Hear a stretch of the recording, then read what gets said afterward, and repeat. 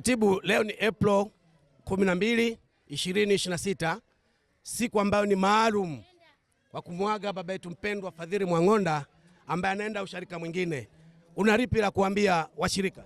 Ni wakati wa kumtukuza Mungu kwa sababu alitupa nafasi ya kutumika na mchungaji Fadhili Mwang'onda, lakini bahati mbaya alipohama alihama kwa dharura kidogo. Kwa hiyo leo ametupa nafasi ya kusema asante kwa ajili ya utumishi wake. Kwa hiyo si kama kumwaga, lakini ni kumwambia tu asante kwa kazi njema ambayo amefanya. Mwang'onda ni mtu wa namna gani?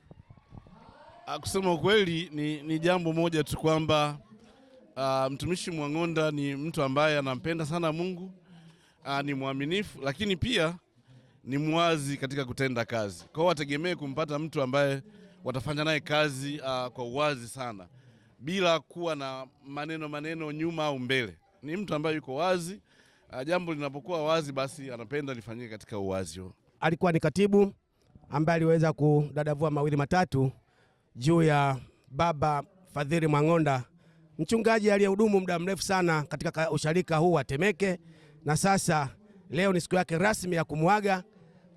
Yupo usharika wa Itope kule Kyela.